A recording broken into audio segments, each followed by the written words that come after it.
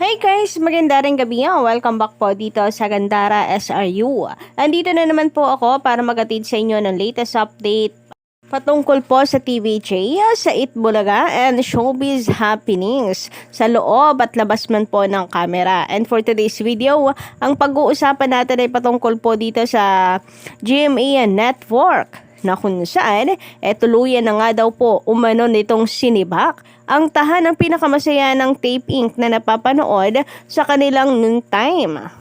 So, sabi po dito sa komento ng mga netizen, atin po mga komentor, hi guys, shoutout po sa inyo, maraming salamat sa panonood. Mula po kay Miss Elena Zavaliero, magandang gabi. Hindi ba si Raisa May ang gusto nilang tanggalin sa Itbulaga noong nasa GMA 7 pa sila? Ipinaglaban lang ng TVJ, goodness. Yan ang napala nila. Nawala naman yung mga kawawa naman yung mga nadamay na employees. Yes guys, kung totoo, ang mga empleyado talaga ang kawawa dito. Pero wala naman tayong magagawa And sabi ko nga, kung totoo po ang balita na magre-reformat lang sila at magtatanggal ng mga empleyado, parang ganun lang din ulit. Sa nangyari po sa TVJ, pag wala ng pakinabang, pag tingin nila walang pakinabang rather, tatanggalin na lang. So, syempre, business is business for them.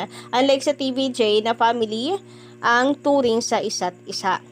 Sabi naman na Sir Nick, may pawalis-walis pa silang nalalaman nung unang araw. Pangitain pala sa kanila yon. Sabi pa dito ni Miss Elena, hindi nila pwedeng itago yan sa advertising agencies. Iisa lang ang mundo ng mga advertisers. Negativity is karma. No to negativity talaga. Pag may negativity sa business, it's a big no. And yes, naalala ko po yung pagwalis nila nung kanilang unang araw. Sabi nga nila, pangitain po ito. Bawal daw po kasi iyon. So, eto na kaya yon. So, ang usap-usapan ngayon sa social media, ang ipapalit po nila ay ang TikTok clock. Grabe. Kaya daw pala nitong nakaraan pinaghahanda nila ang TikTok clock at pinapaganda ng GMA Network.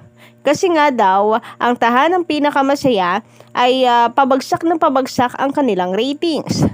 Plus, okay lang sana yung pagbagsak ng ratings. Basta nakakabayad pa din sila. Walang pakialam ang GMA Network kung tutuusan sa ratings nila. Basta nakakabayad.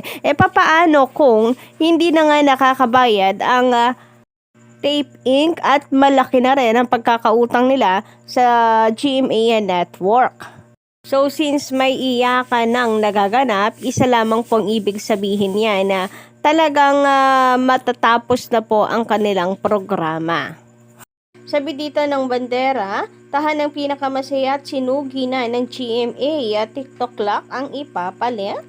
So, yan yung basahin ko sa inyong nilalaman ng kanilang article. Nag-viral sa social media ang post mula sa isang website na kumpirmadong tsugi na ang tahanang pinakamasaya at ang huling episode nito ay noong Sabado, March 2. Based sa nabasa naming post, article to vlog. Charisa.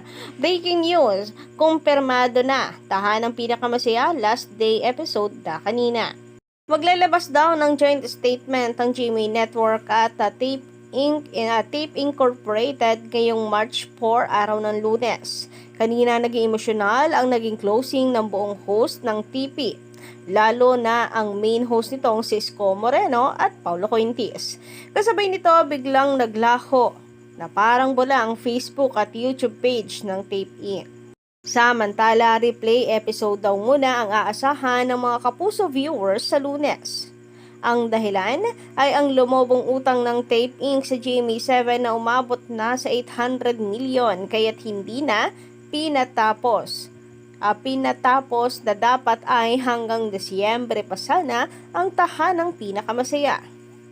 Based naman sa nakuha naming chika, ay si Yorme Isko Moreno lang ang pasok sa programang ipapalit sa TP na makakasama raw niya sina Pokwang, Ravia Mateo at Kuya Kim Atienza kung walang pagbabago.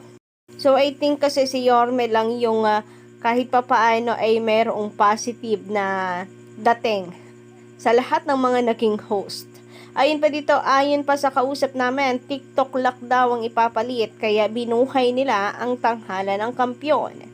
Grabe, ang daming tumama. Kung totoo to, daming tumama sa kanilang hula na unti-unting pinapalakas ng GMA Network ang TikTok Lock at tinitingnan nila kung lalakas ang TikTok Lock sa pamamagitan ng tanghala ng kampyon. At pang naging successful, ipapalit nila ito sa tahanang pinakamasaya.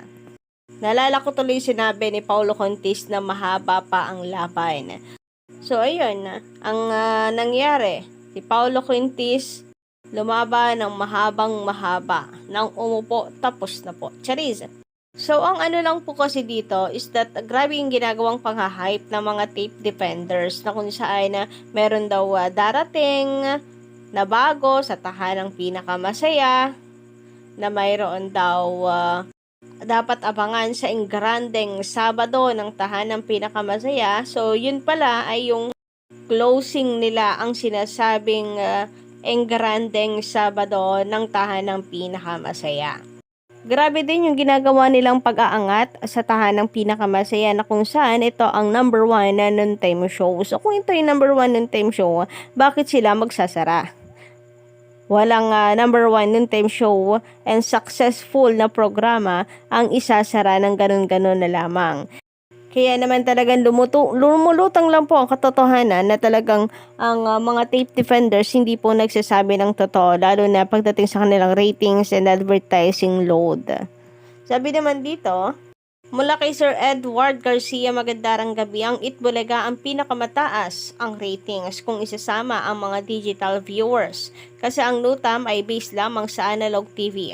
Maliwanag. So, ang dami na po talaga na naka-digital ngayon. Sayang lang din, yung iba sabi nila, nood sila ng nood, ay hindi naman daw pala yun nakakasama sa ratings. Pero okay lang. Sa online views naman, kitang-kita po ng mga advertisers kung kanino sila susugal. Alam nila kung kanino pong programa ang mas pinapanood at tinatangkilik ng mga tao. Sabi naman ni Sir Juanito Ibay, na-cancel na nga sa kanila ang trademark at di na nga nila pwedeng gamitin ng Itbulaga, tapos nagparehistro pa sila ng classification 41 gamit pa ang Itbulaga. Ano yun? Pwede ba yun? So since hindi na po e-ere pantahan ang pinakamasaya or ang Tape Inc. dahil ang TikTok Lock naman ay sa GMA Network yan, anong mangyayari sa kanilang laban? Sa titulong Itbulaga, iaabandona na ba nila ang laban na yan at tatanggapin na sa TVJ talaga ang Itbulaga? Kasi para saan pa na ipaglalaban pa rin at pagpapatuloy pa rin nila ang kaso kung hindi na rin naman na sila ere, di ba? Pwera na lamang kung ang katwiran ng tape, kung hindi namin ito magagamit, ay hindi rin dapat magamit ng TVJ. Kumbaga walang dapat na walang makikinabang sa Itbulaga. Sabi naman ni Luisito Espiritu Jr., hindi na mawawala sa isipan ng mga tao ang pang-aagaw nila. Mas mauna pa silang mawala. Kaya nga nasabi nila mawawala rin, huhupa din ang chismis, ang galit ng mga tao, masasanay rin, pero mukhang mauuna pa daw na mawala ang kanilang programa bago yung kanilang inaasahan na masasanay din ang taong bayan. And kung totoo na ngayon na yun, ang katapusan ng tahanang pinakamasaya ng Tape Inc. sa noon time, grabe, wala pa pong isang taon mula nung mawala sa kanila ang TVJ. Eto na po ang kinahinatnan ng kanilang kumpanya. So masasabi natin na talagang ang TVJ po ang gem ng Itbulaga. Sila ang nag-aakyat ng pera sa Tape Inc. sa kanilang kumpanya. Hindi lang ang Itbulaga. Dahil ang Itbulaga without TVJ is nothing na siyang nangyari nung gamit-gamit ng taping kang Itbulaga nung nakaraan. 'Di ba?